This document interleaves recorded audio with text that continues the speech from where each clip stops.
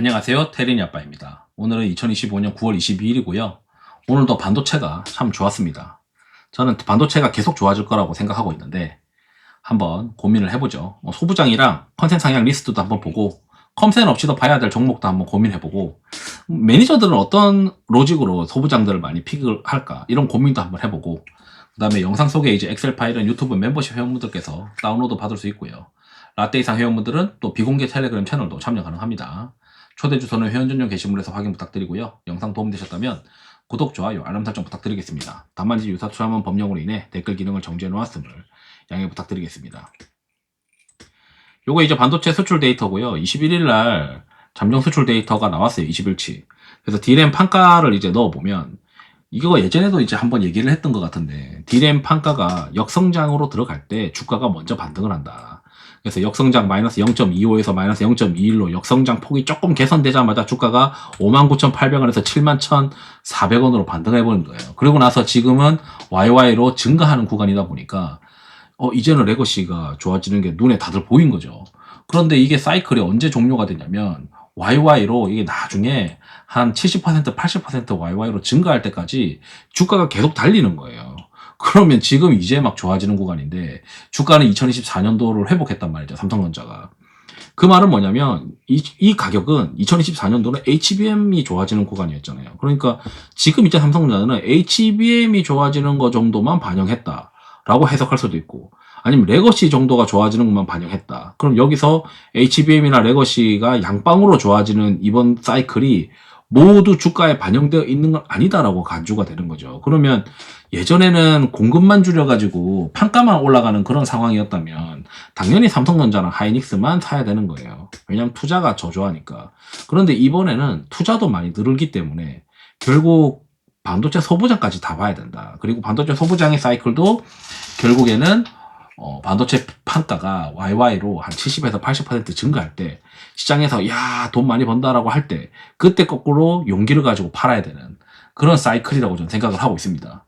그러면 이제 우리가 컨센이 최근에 상향되고 있는 반도체 종목들을 좀 보게 되면 뭐 심텍도 있고 삼성전자 하이닉스도 컨센이 상향되고 있고요. 이게 30일 전만 하더라도 비리비리했어요. 컨센 변화가. 그런데 지금 막 컨센이 막 지금 올라오고 있잖아요. 그래서 이 구조가 당분간 지속될 가능성이 있다라고 생각이 들거든요. 그러면 이 리스트 중에서 한번 제가 이제 좋아하는 게 수급이 비어져 있냐 보는 건데 이 볼드 처리한 거는 수급이 비어져 있는 것들이에요. 심텍, 하이닉스, 삼성전기, PSK, 하나마이크론, 이스페타시스, TLB, ISC, 코미코. TLB는 이제 다른 파일에 있으니까 참고하시면 될 것 같고. 그래서 얘네들을 보게 되면 어떻게 시장에서 생각을 할까 이런 고민을 많이 하게 되는데 여기서 아마 투자자들은 엣지를 찾을 거예요. 엣지가 결국에는 지금 현재 엣지는 2024년도 주가 회복이 먼저라고 생각할 거고 이제 2024년도 주가가 다 회복되고 나면은 야, 그 사이에 얘네가 다양한 것들을 많이 준비해가지고 옛날 2024년도보다 더 뭔가 플러스 알파가 있는 애야. 그런 것들을 아마 시장에서 선호할 거라고 보거든요.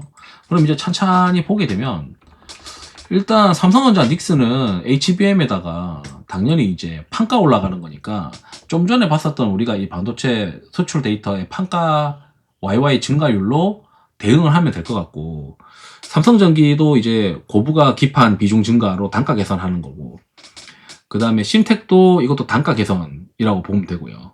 대덕전자는 단가 개선에다가 이스페타시스가 하는 거를 얘네가 해요. 그러다 보니까 새로 진입하는 뭔가가 있는 거예요.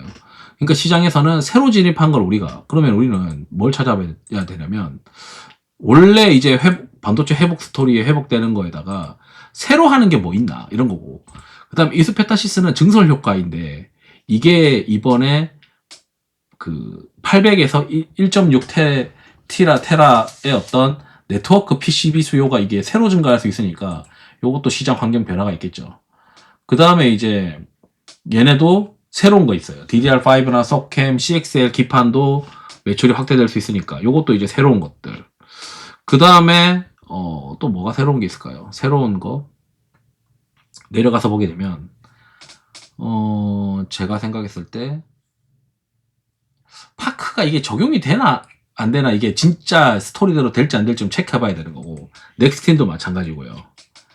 그 다음에 테스는 제가 보니까 원래 랜드 위주의 회사였는데, 얘네가 그 전공정 메모리 쪽으로도 장비를 늘려놨기 때문에 양방으로 지금 좋아지는 그런 구조다. 이렇게 좀 저는 그렇게 해석하고 있거든요. 그 다음에 내려가서 보게 되면, 그래서 이제 대부분 새로운 것들 하는 것들, 그리고 시장에 당연히 이제 패키징도 판가가 높아질 거다. 뭐 이렇게 아마 해석할 수가 있을 것 같고요. 그리고 이런 것들이 좀 눈에 많이 들어와요. 그러면서 이제 여기에 없는 것들을 우리가 좀 고민을 해본다면 아마 시장에서 이제 좋아하는 게 이제 SNS 텍 이런 것들을 좋아하겠죠. SNS 텍이 이제 블랭크 마스크를 하는데 이제 EUV 이제 블랭크 마스크 시장이 내년 초부터 한다.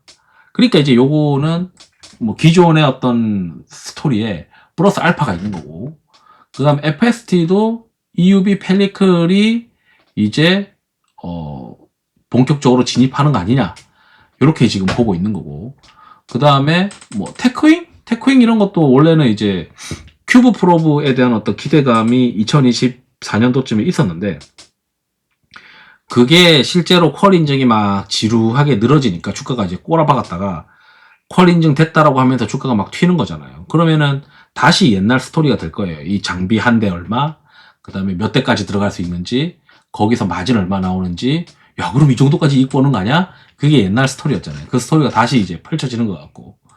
그 다음에 TFE도 약간 봐야 되는 게, 기존의 메모리 소켓에다가 플러스 알파로 뭐 브로드컴의 CPO 이런 거 관련된 모멘텀이 또 있다 보니까, 아, 얘네가 다 플러스 알파가 있구나, 이렇게 이제 우리가 또 해석을 해야 되겠죠.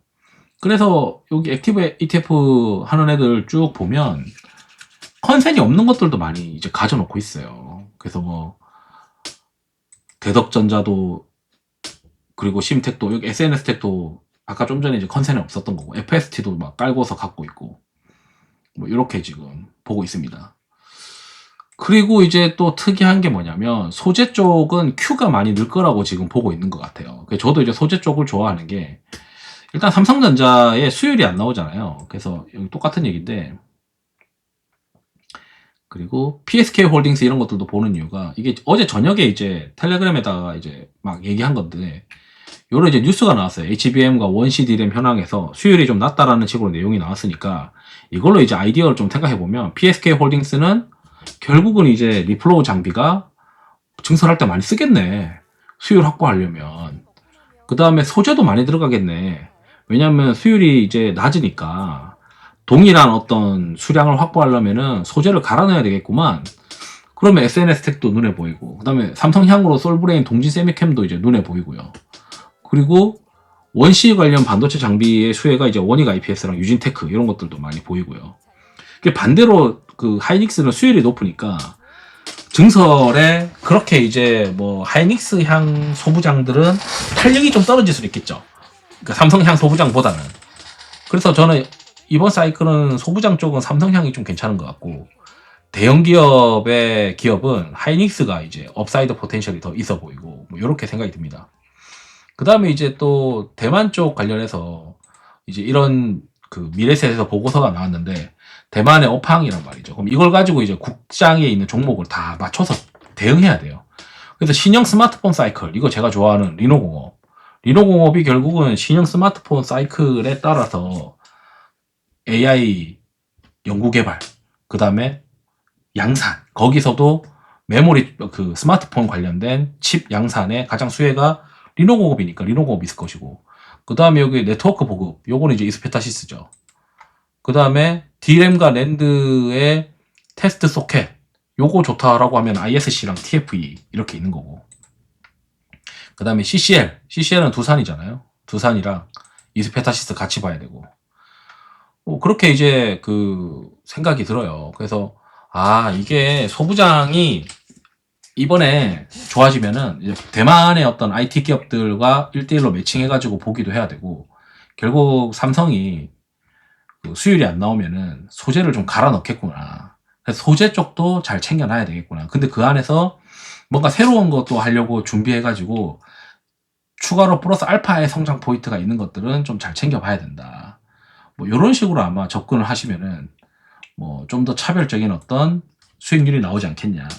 잘 모르겠으면 저처럼 컨센 상향하는 거 그냥 다 깔고 있는 것도 방법이에요. 저는 여기 한 70에서 80%는 들고 있고, 심지어 여기에도 이제 여기에 이제 컨센이 없는데도 불구하고 비중을 높게 가져가는 것들, 그런 것들은 또 웬만해서는 다 깔고 있어요.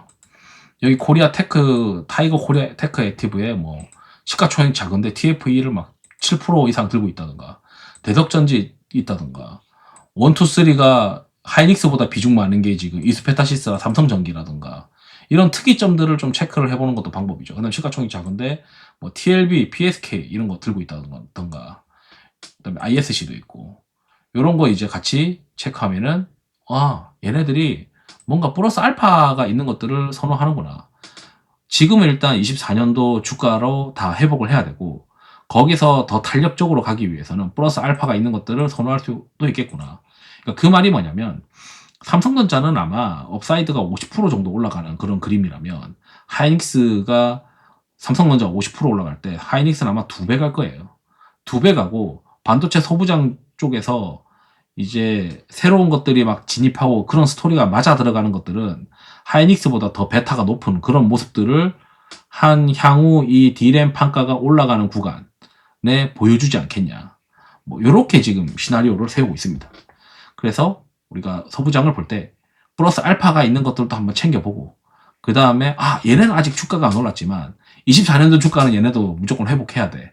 근데 왜 주가가 덜 갔네? 그럼 얘네들 좀 플레이 해볼까? 이렇게 이제 늦었다고 생각하지 않고 찾아보거나, 또는 내가 늦었지만 24년도 주가가 회복했지만 이거는 24년도 주가 이상으로 갈 수밖에 없는 그동안 준비가 되어 있는 기업이야 라고 하는 것들은 좀 체크를 계속 해야 된다 라고 이제 말씀드리면서 영상을 마치도록 하겠습니다. 투자에 도움 되시길 바랍니다. 감사합니다.